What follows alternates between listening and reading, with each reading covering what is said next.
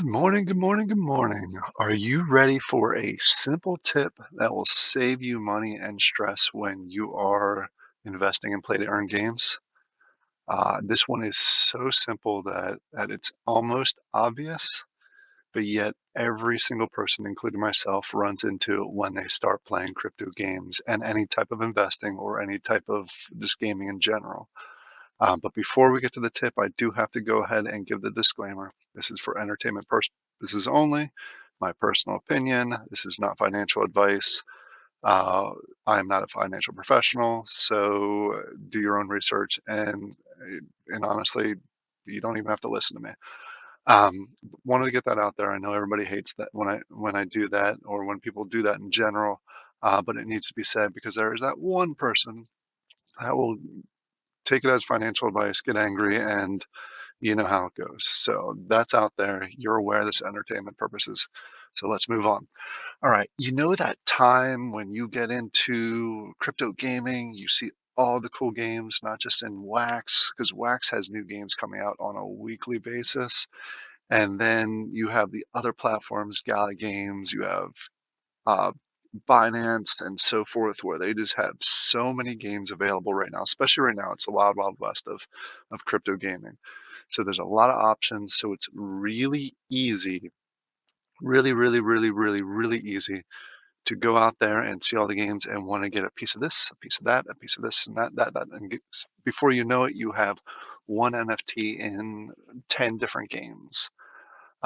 My advice is to make sure that you don't stretch yourself too thin. Take the time to research the games, take the time to, especially in the beginning, to invest in one or two games that you really, really, really believe in. You don't have to go in and basically buy every single NFT for that game, but focus on those games, learn about the games, learn what works, learn what doesn't.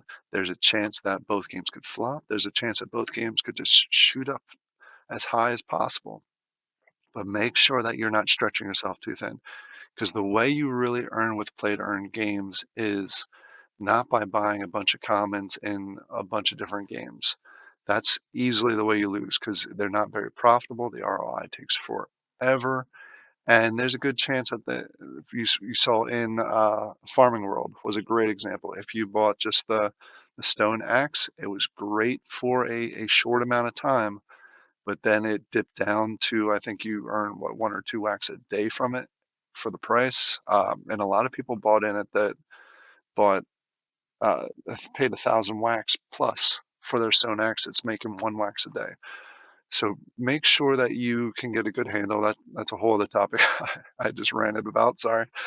Um, Make sure that you do your research, find one or two games that you really believe in, and invest in those one or two games to start.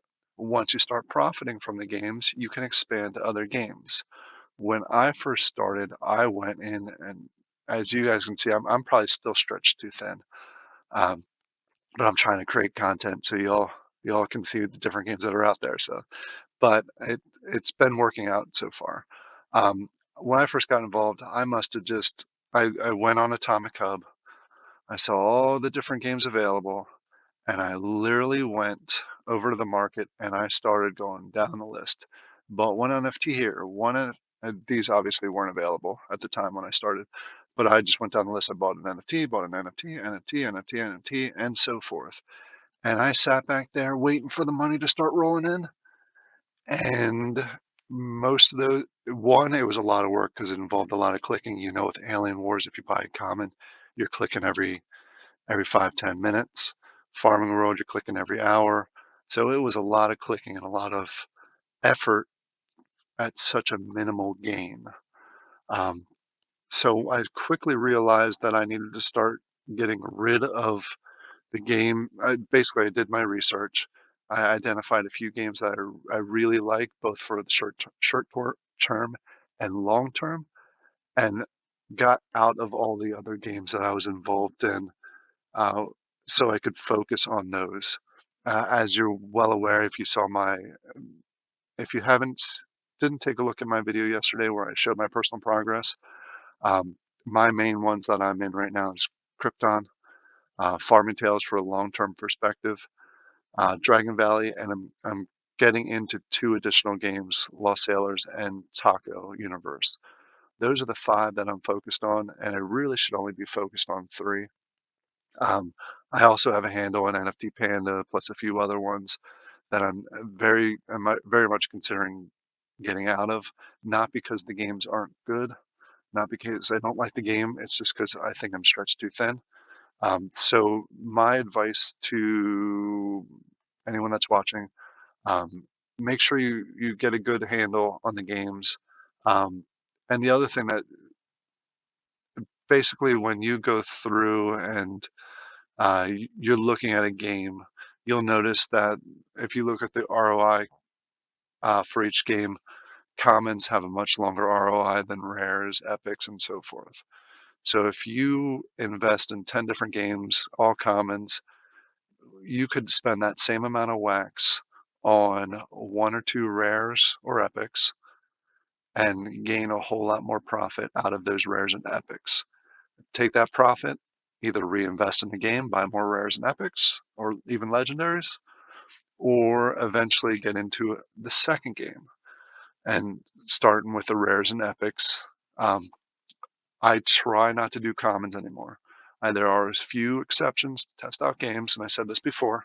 There's a few times where I will buy a few commons just to test out a game, whether it's to do a video or just curiosity on my side, where I want to see how the gameplay goes. And the white papers doesn't give me enough information, so I will do that.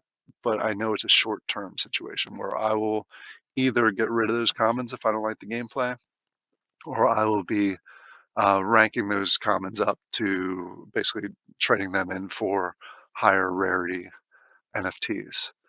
So as I mentioned, um, I'm currently overextended, but thankfully I have a few games that are profitable that are allowing me to get a good grip. And I say good grip, I mean a good handle in a game, so it's profitable that I can use for the next one.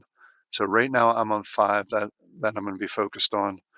I have probably about 10 that I have investments in, but I'll be reducing those 10 to focus on the 5, with the exception of some commons in the future and other games just to test them out. Once I'm in good shape, I'll go ahead and add another one. So I'll move up to 6, and then I'll continue forward. And that's a path that's been working for me now that I've adjusted it and I'm focused. I get a certain amount of wax and profit a day that either goes back to ranking up, and I've showed you in previous videos, especially with Krypton, where I would buy a common because their commons, especially with the miners, have a lot more value than other games. And I would slowly rank all my commons up to silvers and starting to work all my silvers up to golds. So just going through that process, and that gives me more profit on a daily basis that I can either reinvest in the game, or in the future can invest in another game. So I hope this tip helps.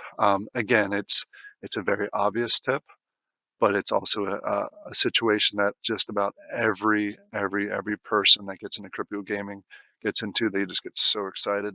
They want to try every game. They don't know which one's going to work, and they're hoping that 1 out of 10 explodes and they can get some profit on that instead of doing the research and picking the right games. I'll continue to do videos like this where I'm providing my personal opinion, not financial advice, of things that I have either learned or am learning as I'm going through this process in hopes that it may help someone else in the future. Uh, a lot of them may be simple, but I'm hoping you all like the series. If you do, go ahead and like and make a comment down below. Let us know what games you're involved in. Which ones are your top 3? Go ahead and comment down below which one's your top 3, or even your top 1 if you're focused on one game alone. Let's spread the word. Let's go ahead and continue to uh, make crypto gaming awesome. Like I said, it is currently the wild, wild west. There's a lot of games out there. It's very easy to get sucked into a lot of games. But let's go ahead and make good decisions, and we'll keep going forward. If you like this video, go ahead and like and subscribe, and I'll continue to do this type of video in the future. Thank you all, and have a great rest of your day.